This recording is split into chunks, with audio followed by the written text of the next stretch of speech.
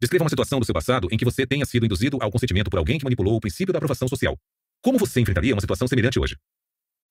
Capítulo 5. Afeição. O ladrão amigável. A tarefa principal de um advogado de acusação é fazer com que o corpo de jurados goste de seu cliente. Clarence Darrow.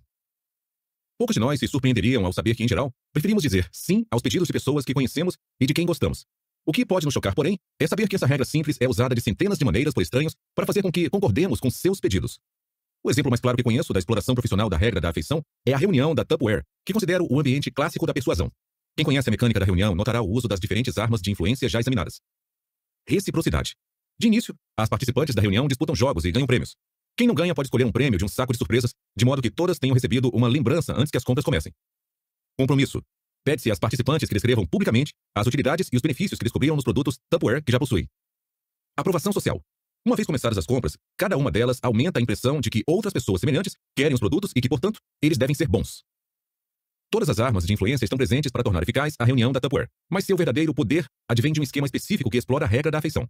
Embora a demonstradora da Tupperware seja hábil em entreter e convencer as compradoras, o verdadeiro pedido de compra não vem dessa estranha. Vem de uma amiga de todas as pessoas no recinto. A representante da Tupperware pode anotar o pedido de cada participante, mas a solicitadora psicologicamente mais convincente está sentada ao lado, sorrindo, conversando e servindo comes e bebes. É a anfitriã da reunião, que convocou suas amigas para a demonstração em sua casa e que, todos sabem, lucra com cada artigo vendido.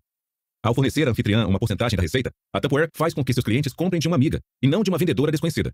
Desse modo, a atração, a cordialidade, a segurança e a obrigação da amizade exercem seu efeito no ambiente de vendas.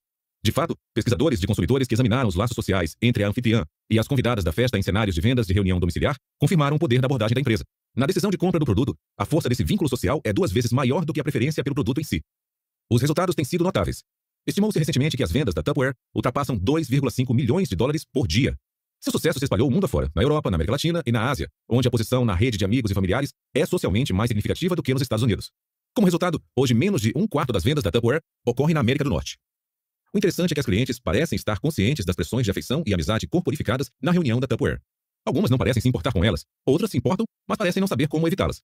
Uma mulher me descreveu suas reações com certa frustração na voz. A coisa agora chegou ao ponto em que detesto ser convidada para reuniões da Tupperware. Tenho todos os potes de que preciso, e se precisasse de mais, poderia comprar de outra marca mais barata numa loja. Mas quando uma amiga liga, sinto que tenho a obrigação de ir.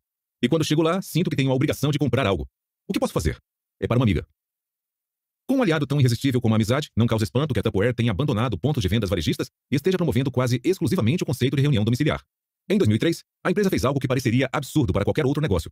Cortou relações com a varejista Target Stores porque as vendas de seus produtos naquelas lojas estavam altas demais. A parceria precisou ser encerrada por causa do efeito danoso sobre o número de reuniões domiciliares que podiam ser organizadas. As estatísticas revelam que, a cada 2,7 segundos, começa uma reunião da Tupperware em algum lugar. Claro que vários outros profissionais da persuasão reconhecem a pressão para dizer sim quando o pedido vem de alguém que conhecemos e de quem gostamos. Tomemos, por exemplo, o número crescente de organizações de caridade que recrutam voluntários para arrecadar doações perto de onde moram. Elas entendem perfeitamente como é mais difícil rejeitar um pedido de caridade quando vem de um amigo ou vizinho. Além disso, com frequência o amigo nem sequer precisa estar presente para que a estratégia seja eficaz. Em muitos casos, a simples menção do nome do amigo basta. A Shaklee, empresa especializada em vendas de porta em porta de diferentes produtos para o lar, aconselha seus vendedores a usarem o método da corrente interminável para conseguir clientes novos. Se um cliente admite que gosta de um produto, deve-se pressioná-lo a fornecer os nomes de amigos que também gostariam de conhecer aquele produto. Os indivíduos daquela lista podem então ser abordados visando-se novas vendas e uma lista dos amigos deles, que servirão como fontes para ainda outros clientes potenciais, e assim por diante numa corrente interminável. A chave do sucesso desse método é que cada novo cliente potencial é visitado por um vendedor munido do nome de um amigo que sugeriu esta visita. Mandar embora o vendedor sob tais circunstâncias é difícil. É quase como rejeitar o próprio amigo. O manual de vendas da Shaklee insiste que seus funcionários empreguem esse sistema. Seria impossível superestimar seu valor. Ligar para um cliente potencial ou visitá-lo e ser capaz de dizer que o senhor fulano de tal achou que seu amigo se beneficiaria concedendo ao vendedor alguns minutos do seu tempo é já ter 50% de chances de fechar a venda antes mesmo de mostrar o produto. Fazendo amigos para influenciar pessoas. O uso generalizado do vínculo entre amigos pelos profissionais da persuasão nos informa muito sobre o poder que a regra da afeição tem de produzir anuência. Constatamos que esses profissionais procuram se beneficiar da regra quando as amizades ainda nem estão formadas. Mesmo nessas circunstâncias, eles fazem uso do vínculo de afeição empregando uma estratégia de persuasão bem simples. Primeiro, fazem com que gostemos deles. Joe Girard, que é de Detroit, se especializou em usar a regra da afeição para vender automóveis Chevrolet. Ele enriqueceu no processo, ganhando centenas de milhares de dólares ao ano. Com tamanho salário, imagina-se que ele fosse um alto executivo da GM ou talvez proprietário de uma concessionária. Mas não. Ele ganhou seu dinheiro como vendedor. Era fenomenal no que fazia. Por 12 anos consecutivos, levou o título de vendedor número 1. A cada dia de trabalho vendia em média mais de 5 carros e caminhões e foi reconhecido como o maior vendedor de carros do mundo pelo Guinness. Apesar de todo o seu sucesso, a fórmula que empregava era surpreendentemente simples. Consistia em oferecer às pessoas apenas duas coisas: um preço justo e alguém de quem gostariam de comprar. Para conseguir um negócio, basta juntar um vendedor de que você gosta e o preço que considera adequado, declarou ele numa entrevista. A fórmula de Joe Girard mostra como a regra da afeição é vital para o seu negócio, mas não revela tudo. Não nos informa, por exemplo, por que os clientes gostavam mais dele do que de outros vendedores que ofereciam um preço justo. Existe uma pergunta crucial e fascinante, a que a fórmula de Joe não responde. Quais são os fatores que fazem uma pessoa gostar de outra? Se soubéssemos esta resposta, avançaríamos bastante na compreensão de como pessoas como Joe têm tanta facilidade em fazer com que gostemos delas e, inversamente, de como poderíamos fazer com que os outros gostem de nós. Para nossa sorte, os cientistas sociais vêm formulando essa pergunta há décadas e acumularam indícios que permitiriam identificar uma série de fatores causadores da afeição. Como veremos, cada um deles é usado com esperteza pelos profissionais da persuasão para nos levar a dizer sim. Depoimento de leitor 5.1 de um morador de Chicago. Embora eu nunca tenha ido a uma reunião da Tupperware, reconheci o mesmo tipo de pressão da amizade recentemente quando recebi a visita de uma vendedora de uma companhia telefônica de chamadas interurbanas. Ela me contou que um dos meus amigos havia cadastrado meu nome em algo denominado Círculo de Chamadas de Amigos e Família MCI. Brad, a pessoa que me indicou, é meu amigo desde a infância, mas se mudou para Nova Jersey no ano passado por causa do emprego. Ele ainda me liga regularmente para saber notícias do nosso pessoal. A vendedora me informou que ele poderia economizar 20% em todas as ligações que fizesse para pessoas de sua lista do Círculo de Chamadas, desde que fossem assinantes da companhia telefônica MCI. Depois, ela me perguntou se eu gostaria de mudar para a MCI, a fim de que Brad economizasse 20% em suas ligações para mim. Eu estava totalmente satisfeito com minha companhia telefônica, e não me interessei pelos benefícios da MCI. Mas o fato de que Brad economizaria dinheiro em nossas ligações me sensibilizou. Dizer que eu não queria ficar no seu círculo de chamadas, e que não me importava se ele economizaria dinheiro teria soado como uma verdadeira afronta à nossa amizade. Assim, para não magoá-lo, eu disse à vendedora que queria mudar para a MCI. Eu não entendia por que as mulheres iam a uma reunião da Tupperware só porque uma amiga estava promovendo, e uma vez que estivessem lá, compravam produtos que não queriam. Agora entendo. Nota do autor. O leitor não está sozinho como testemunha do poder das pressões embutidas na ideia do círculo de chamadas MCI. Quando a revista Consumer Reports investigou a prática, o vendedor da MCI entrevistado foi sucinto. Funciona em 9 de cada 10 vezes, ele disse. Motivos pelos quais gostamos de alguém. Atratividade física. Embora se reconheça que uma pessoa de boa aparência desfruta de uma vantagem na interação social, descobertas recentes indicam que talvez tenhamos subestimado o tamanho e o alcance dessa vantagem. Parece haver uma reação clique-zoom às pessoas atraentes. Como todas as reações desse tipo, acontece automaticamente, sem premeditação. A reação em si se enquadra numa categoria que os cientistas sociais denominam efeitos auréola. Um efeito auréola, ou halo, ocorre quando uma característica positiva de uma pessoa domina a maneira como ela é vista pelos outros. Os indícios agora são claros de que a atratividade física costuma ser uma dessas características. Pesquisas mostraram que atribuímos automaticamente a indivíduos de boa aparência traços favoráveis como talento, gentileza, honestidade e inteligência. Além disso, fazemos esses julgamentos sem perceber que a atratividade física desempenha um papel no processo. Algumas consequências desse pressuposto inconsciente de que bonito é igual a bom me assustam. Por exemplo, um estudo das eleições federais canadenses em 1974 descobriu que candidatos atraentes receberam um número de votos mais de 2,5 vezes maior que os candidatos não atraentes. Apesar dos indícios de favoritismo por políticos bem apessoados, pesquisas subsequentes demonstraram que os eleitores não perceberam essa tendência. Na verdade, 73% dos eleitores canadenses pesquisados negaram peremptoriamente que seus votos tenham sido influenciados pelo aspecto físico. Apenas 14% chegaram a admitir a possibilidade de essa influência existir. Os eleitores podem negar à vontade o impacto da atratividade sobre a elegibilidade, mas outros indícios continuaram confirmando essa força perturbadora. Efeito semelhante foi encontrado em situações de contratação. No estudo, a boa aparência dos candidatos numa entrevista simulada influenciou mais as decisões de contratação do que as qualificações para o cargo, embora os entrevistadores afirmassem que a aparência tenha desempenhado um papel pequeno em suas escolhas. A vantagem concedida aos profissionais atraentes vai além do dia da contratação, estendendo-se para o dia do pagamento. Economistas que examinaram amostras americanas e canadenses descobriram que indivíduos atraentes recebiam, em média, de 12 a 14% mais que seus colegas não atraentes. Outras pesquisas indicam que o processo judicial é igualmente suscetível às influências de peso e estrutura óssea. Parece que pessoas de boa aparência tendem a receber um tratamento altamente favorável no sistema legal. No estudo feito na Pensilvânia, pesquisadores classificaram a atratividade física de 74 réus do sexo masculino no início de seus julgamentos. Quando, bem depois, os pesquisadores conferiram os autos do processo para saber os resultados, descobriram que os homens de boa aparência haviam recebido sentenças bem mais leves. Na verdade, as chances dos réus atraentes de escapar da prisão eram o dobro das dos réus pouco atraentes. No estudo das indenizações concedidas num julgamento simulado de negligência, a indenização média quando os réus tinham melhor aparência do que sua vítima era de $5.623. Mas quando a vítima era mais atraente, a indenização média foi de $10.051. Além disso, o favoritismo baseado na atratividade foi detectado em jurados tanto do sexo masculino quanto do feminino. Outros experimentos demonstraram que pessoas atraentes são mais passíveis de obter socorro quando precisam e são mais persuasivas em mudar as opiniões de um público. Aqui também ambos os sexos reagem da mesma forma. No estudo de Benson et al. Sobre socorro, por exemplo, homens e mulheres mais atraentes receberam ajuda com mais frequência, mesmo de membros do mesmo sexo. Uma grande exceção a essa regra pode ser esperada, é claro, se a pessoa atraente é vista como um concorrente direto, especialmente um rival romântico. Afora essa ressalva, as pessoas bem apessoadas desfrutam de enorme vantagem social em nossa cultura. Elas são mais queridas, mais persuasivas, recebem ajuda com mais frequência e são vistas como dotadas de traços de personalidade mais desejáveis e maiores capacidades intelectuais. Parece que os benefícios sociais da boa aparência começam a se acumular desde cedo. Pesquisas com crianças do primeiro ciclo do ensino fundamental, primeiro ao quinto ano, mostram que os adultos se importam menos com atos agressivos quando realizados por crianças bonitas, e que as professoras presumem que as crianças bonitas sejam mais inteligentes do que seus colegas menos bonitos. Não causa admiração, portanto, que a auréola da atratividade física seja regularmente explorada pelos profissionais da persuasão. Como gostamos de pessoas atraentes e tendemos a concordar com aqueles de quem gostamos, faz sentido que os programas de treinamento de vendas incluam dicas de boa aparência, que as boutiques escolham seus vendedores dentre os candidatos mais bonitos e que os trapaceiros de ambos os sexos sejam atraentes. Semelhança. E se a aparência física não tiver importância?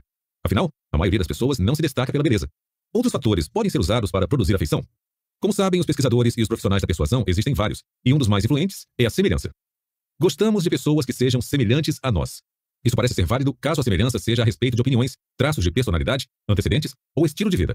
Consequentemente, aqueles que querem que gostemos deles de modo a obter nossa cooperação podem alcançar esse objetivo parecendo semelhantes a nós de várias maneiras diferentes. O modo de se vestir é um bom exemplo. Diversos estudos demonstraram que somos mais passíveis de ajudar aqueles que se vestem como nós.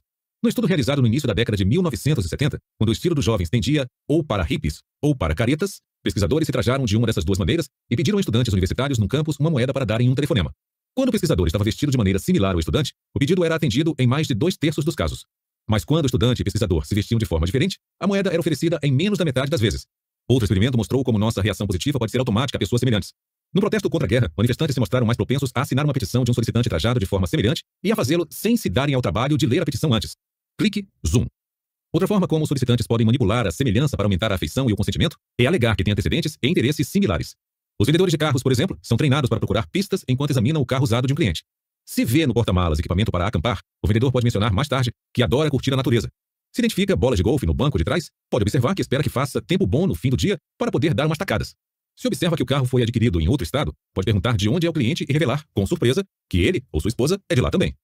Por mais triviais que essas semelhanças pareçam, aparentemente funcionam. Um pesquisador que examinou as estatísticas de vendas de seguradoras descobriu que os clientes ficavam mais inclinados a comprar seguros quando o vendedor tinha idade, religião, convicções políticas e hábitos tabagistas semelhantes ao dele. Outro pesquisador conseguiu aumentar bastante a porcentagem de pessoas que respondiam a uma pesquisa enviada pelo correio, modificando na carta de apresentação o nome do pesquisador para ser semelhante ao do destinatário. Assim, Robert Greer recebia a pesquisa de um funcionário do centro de pesquisas chamado Bob Grieger, enquanto Cynthia Johnston recebia a sua de uma funcionária chamada Cindy Johansson. Em 2 estudos separados, acrescentar essa sutil semelhança quase dobrou as respostas à pesquisa. Esses pontos em comum, à primeira vista insignificantes, podem influenciar decisões que vão bem além da compra de um seguro ou da resposta a uma pesquisa, chegando à escolha do cônjuge. Podem até afetar a decisão de salvar a vida de alguém. Pessoas solicitadas a avaliar a prioridade de tratamento de pacientes com problemas renais escolheram os que se identificavam com o mesmo partido político que eles. Como até pequenas semelhanças podem ser eficazes para produzir uma reação positiva, e como uma aparência de semelhança é passível de ser facilmente forjada, eu aconselharia uma cautela especial na presença de solicitantes que alegam ser exatamente como você. Na verdade, nos dias de hoje, é bom ter cautela com vendedores que apenas parecem ser como você. Muitos programas de treinamento de vendas ensinam os futuros vendedores a refletirem e imitarem a postura corporal, o estado de espírito e o estilo verbal do cliente, pois foi provado que semelhanças ao longo de cada uma dessas dimensões levam a resultados positivos. Elogios. O ator McLean Stevenson certa vez descreveu como sua esposa o convenceu a se casar. Ela disse que gostava de mim. Embora digna de uma risada, a observação é tão instrutiva quanto engraçada. A informação de que alguém gosta de nós pode ser um dispositivo extremamente eficaz para produzir uma afeição retribuidora e um consentimento voluntário. Assim, quando as pessoas nos elogiam ou afirmam que têm afinidade conosco, com frequência querem algo de nós. Lembra-se de Joe Girard, o maior vendedor de carros do mundo, que diz que o segredo de seu sucesso era fazer os clientes gostarem dele? Ele fazia algo que, à primeira vista, parecia insensato e dispendioso. Todo mês enviava a cada um de seus mais de 13 mil ex-clientes um cartão de felicitações com uma mensagem impressa. O cartão mudava de mês para mês. Feliz Ano Novo, Feliz Páscoa, Feliz Dia dos Namorados e assim por diante. Mas a mensagem no cartão nunca variava. Dizia, eu gosto de você. Como explicou Joe, não há mais nada no cartão além do meu nome. Só estou dizendo que gosto deles. Eu gosto de você. A mensagem vinha na correspondência todos os anos, 12 vezes ao ano, sem falhar, para outras 13 mil pessoas. Uma declaração de afeição tão impessoal, tendo como objetivo óbvio vender carros, podia mesmo funcionar? Joe Girard achava que sim, e um homem tão bem-sucedido em sua atividade merece nossa atenção. Ele entendeu um fato importante sobre a natureza humana. Não resistimos a uma adulação. Embora sua credibilidade tenha limites, especialmente quando temos certeza de que o adulador está tentando nos manipular, tendemos a acreditar nos elogios e a gostar das pessoas que nos elogiam. Um experimento com um grupo de homens na Carolina do Norte mostra como podemos nos tornar impotentes diante de um elogio. Os homens no estudo ouviram comentários sobre eles de outra pessoa que precisava de um favor. Alguns receberam apenas comentários positivos, outros receberam apenas comentários negativos, e os demais ouviram comentários bons e ruins. Houve 3 descobertas interessantes. Primeira, os homens gostaram mais do avaliador que fez apenas elogios. Segunda, essa tendência se manteve mesmo quando os homens perceberam claramente que o adulador estava querendo se beneficiar da manobra. Por fim, ao contrário dos outros tipos de comentários, o elogio não precisou ser verdadeiro para funcionar. O apreço pelo adulador foi o mesmo quer os comentários positivos fossem falsos ou verdadeiros. Depoimento de leitor 5.2 de um estudante de MBA do Arizona. Quando trabalhei em Boston, um de meus colegas, Chris, vivia tentando empurrar tarefas para minha mesa já atulhada. Em geral, resisto muito bem a esse tipo de tentativa. Mas Chris era ótimo em me elogiar antes de pedir minha ajuda. Começava dizendo: soube que você fez um excelente trabalho no projeto tal e tal. Estou com um projeto parecido e espero que possa me ajudar. Ou, já que você é especialista em X, poderia me ajudar nessa tarefa? Eu não ia muito com a cara de Chris. Porém, naqueles poucos segundos, sempre mudava de ideia, achando que talvez ele fosse um bom sujeito. E aí costumava ceder ao seu pedido de ajuda. Nota do autor. Chris era mais do que um adulador. Ele estruturava seu elogio de modo a dar ao leitor uma reputação pela qual zelar. Ao fazê-lo, combinava um elemento potente do princípio da afeição com a força do princípio da coerência. Tudo leva a crer que temos uma reação tão automaticamente positiva aos elogios que podemos ser vítimas de alguém que os empregue numa tentativa óbvia de conseguir algo de nós. Clique, zoom. Quando visto sob essa ótica, o custo de imprimir e enviar mais de 150 mil cartões anualmente com a mensagem "Eu gosto de você" não parece tão insensato ou dispendioso como antes. Contato e cooperação. Quase sempre gostamos de coisas que nos são familiares. Para provar esse fato, faça uma pequena experiência. Pegue o negativo de uma foto antiga, que mostre uma visão frontal do seu rosto, e mande revelar 2 fotos. Uma que mostre você como realmente saiu na foto, e outra que mostre uma imagem invertida. Agora, escolha qual versão do seu rosto mais lhe agrada e peça a um amigo que faça o mesmo. Se vocês forem como o grupo de mulheres de Milwaukee, em que esse procedimento foi testado, vão observar algo estranho. Seu amigo irá preferir a cópia fiel, mas você gostará mais da cópia invertida. Por quê? Porque ambos estarão reagindo favoravelmente ao rosto mais familiar. Seu amigo, aquele que o mundo vê, e você, ao rosto refletido pelo espelho. Por causa do seu efeito sobre a afeição, a familiaridade desempenha um papel em todos os tipos de decisão, inclusive dos políticos que elegemos. Ao que parece, na cabine eleitoral, os eleitores com frequência escolhem um candidato simplesmente porque seu nome parece familiar. Numa eleição controvertida em Ohio, há alguns anos atrás, um homem com poucas chances de vencer a corrida para procurador-geral do estado obteve a vitória quando, pouco antes da eleição, mudou seu nome para Brown, nome de uma família com grande tradição política em Ohio. Como algo assim pôde acontecer? A resposta está em parte na forma inconsciente como a familiaridade determina a afeição. Com frequência, não percebemos que nossa atitude em relação a algo foi influenciada pelo número de vezes que estivemos expostos àquilo no passado. Num experimento, os rostos de diversos indivíduos foram projetados numa tela com tamanha rapidez que, mais tarde, os voluntários expostos não conseguiram lembrar que tivessem visto qualquer um deles. No entanto, quanto maior a frequência da projeção do rosto na tela, mais aqueles voluntários passavam a gostar da pessoa ao interagirem com ela depois. E com uma maior afeição leva a uma maior influência social, aqueles voluntários foram também mais persuadidos pelas opiniões dos indivíduos cujos rostos haviam aparecido mais na tela. Um efeito semelhante ocorreu no estudo de publicidade na internet. Banners de uma câmera fotográfica apareceram 5 vezes, 20 vezes, ou nenhuma vez acima de um artigo que os participantes tinham que ler. Quanto maior a frequência do anúncio, mais os participantes passaram a gostar da câmera, embora não se lembrassem de ter visto o anúncio. Com base nos indícios de que tendemos a favorecer aquilo com que tivemos contato, algumas pessoas recomendaram uma abordagem de contato para melhorar as relações interraciais. Elas argumentam que a exposição a indivíduos de grupos étnicos diferentes, numa situação de igualdade, fará naturalmente com que passem a gostar mais uns dos outros. Mas quando os cientistas examinaram a integração racial nas escolas, a área que oferecia o melhor teste individual da abordagem do contato, descobriram um padrão exatamente oposto. A dessegregação escolar tem maior propensão a aumentar o preconceito entre negros e brancos do que a diminuí-lo. Examinemos com mais detalhes a questão da dessegregação. Por mais bem-intencionados que estejam os proponentes da harmonia interracial por meio do contato, é pouco provável que sua abordagem dê certo porque o argumento em que se baseiam está equivocado. Em primeiro lugar, pesquisas mostraram que o ambiente escolar não é um caldeirão cultural em que as crianças interagem com membros de outros grupos étnicos de forma tão imediata como com o seu próprio grupo. Depois de anos de integração escolar formal, existe pouca integração social.